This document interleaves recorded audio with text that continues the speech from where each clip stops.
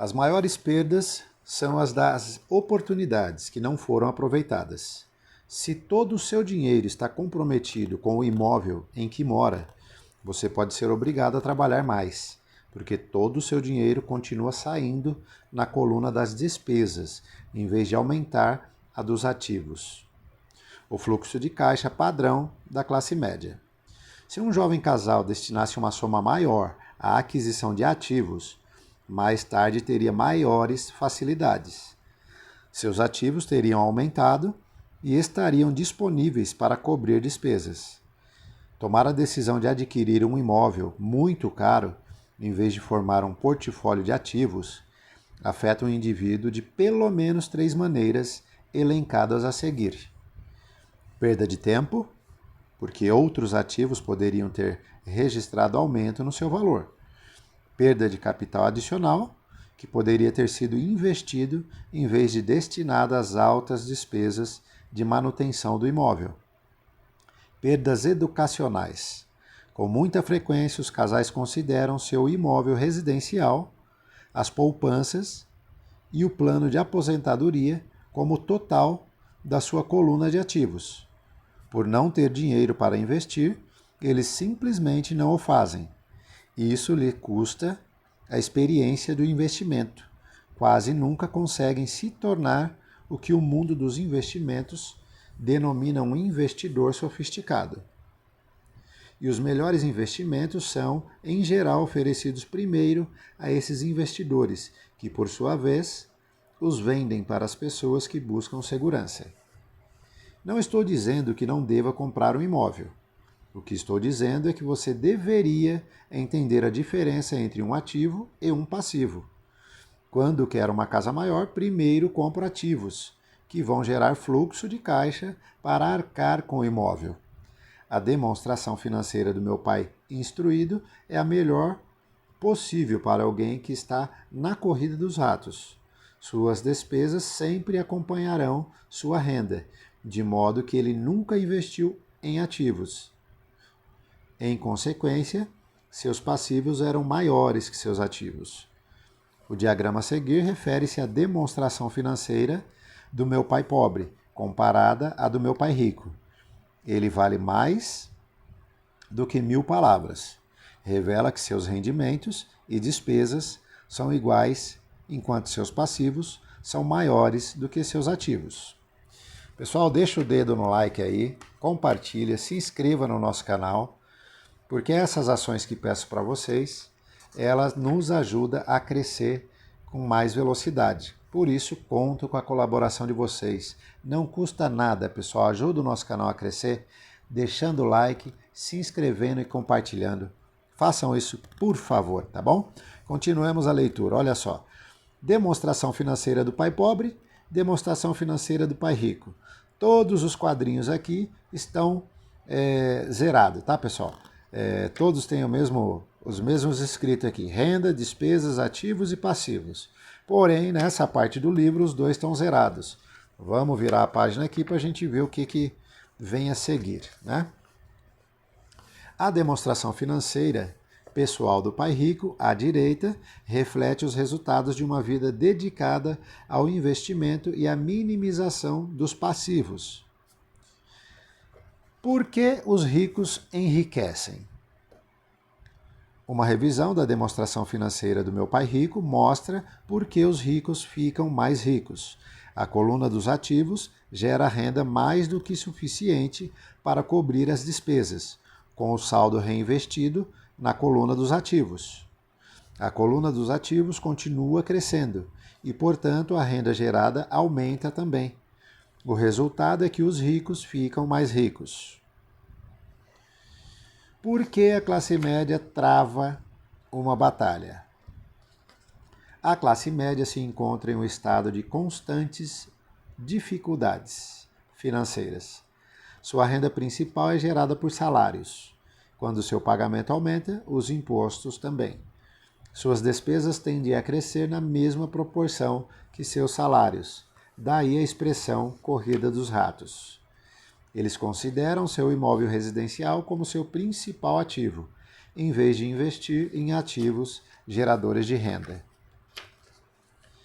O padrão de se considerar o imóvel residencial como investimento e a filosofia de que um aumento de salário representa poder, adquirir uma casa maior ou gastar mais, são a base do atual endividamento da sociedade.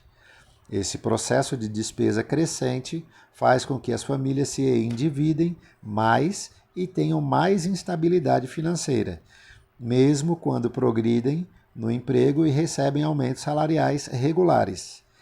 Esta é uma vida muito arriscada decorrente da precária instrução financeira.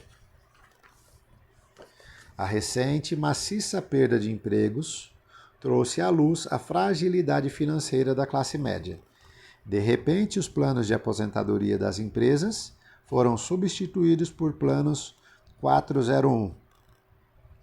A Previdência Social está obviamente com problemas e não pode ser considerada uma alternativa de aposentadoria. O pânico se instalou na classe média.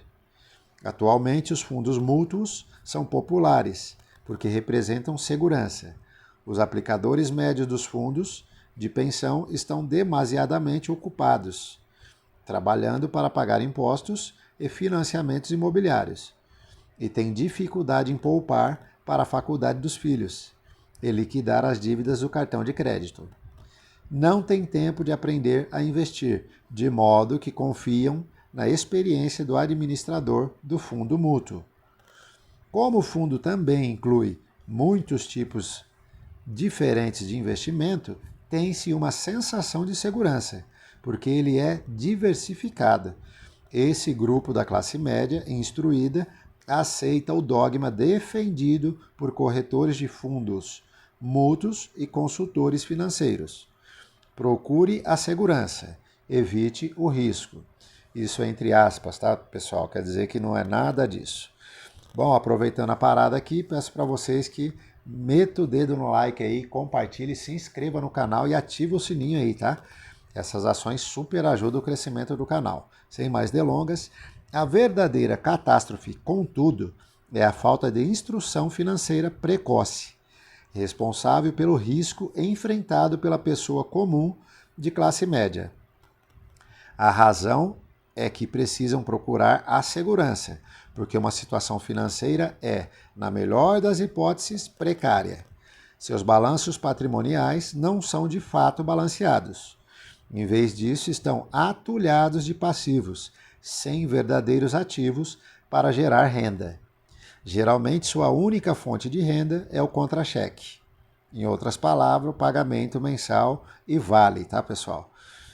Seu modo de vida depende totalmente do empregador. Sendo assim, quando os verdadeiros negócios da sua vida, entre aspas, aparecem, essas mesmas pessoas não podem aproveitar a oportunidade, porque estão trabalhando muito, pagando impostos máximos e assoberbadas de dívidas. Como disse no início da sessão, a regra mais importante é conhecer a diferença entre um ativo e um passivo. Uma vez que consiga entendê-la, concentre seus esforços na compra exclusiva de ativos geradores de renda. Essa é a melhor maneira de dar o primeiro passo para se tornar rico. Entendeu, pessoal? Investindo de forma devagar, mas investindo sempre. Essa é a melhor e única maneira. Ou se tornando empreendedor, né? Continue fazendo isso e sua coluna de ativos crescerá. Concentre-se em reduzir passivos e despesas para aumentar o dinheiro disponível para incrementar a coluna de ativos. Logo, a base de ativos será tão consistente que você poderá se permitir olhar para investimentos mais especulativos, que podem ter retornos que variam de 100% ao infinito. Investimentos em que $5.000 podem se transformar rapidamente em 1 milhão. Ou mais, em investimentos que a classe média considera demasiado arriscados. Isso entre aspas. O investimento não é arriscado se há a proficiência financeira. Em outras palavras, conhecimento aprofundado financeiro, tá? Se fizer o que as massas fazem, você estará na seguinte situação. Temos aqui dois duas caixinhas, tá? Representando demonstração financeira. A parte de cima está escrito renda, logo abaixo trabalho para uma empresa privada, salário. Essa é a renda da maioria das pessoas, inclusive a minha, tá? E logo abaixo despesas, trabalho para o governo, no caso impostos que a gente paga, né? Balanço patrimonial, coluna de ativos, 0. Já na coluna de passivos, trabalho para o banco, financiamento. Percebeu? Vou detalhar mais uma vez, pessoal.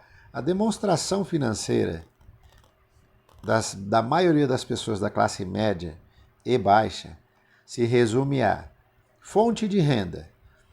Nós trabalhamos para uma empresa privada.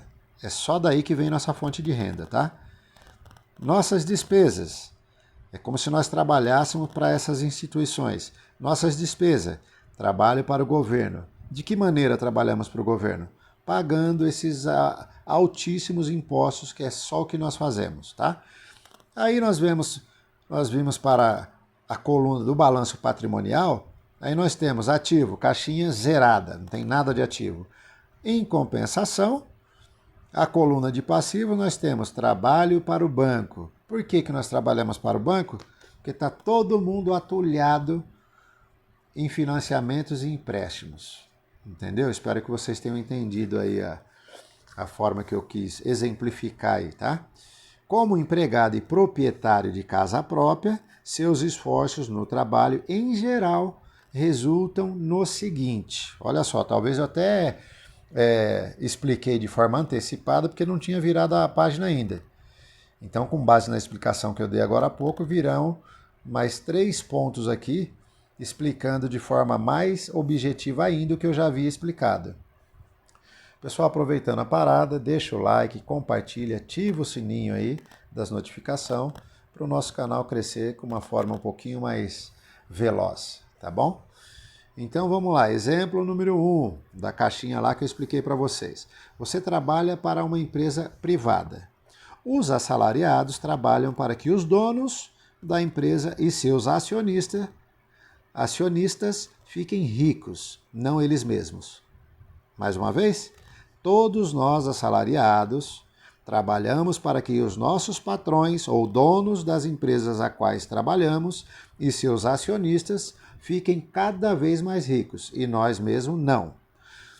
Seus esforços e sucesso garantirão o êxito e a aposentadoria dessas pessoas, certo? Dos patrões, com base nos nossos esforços.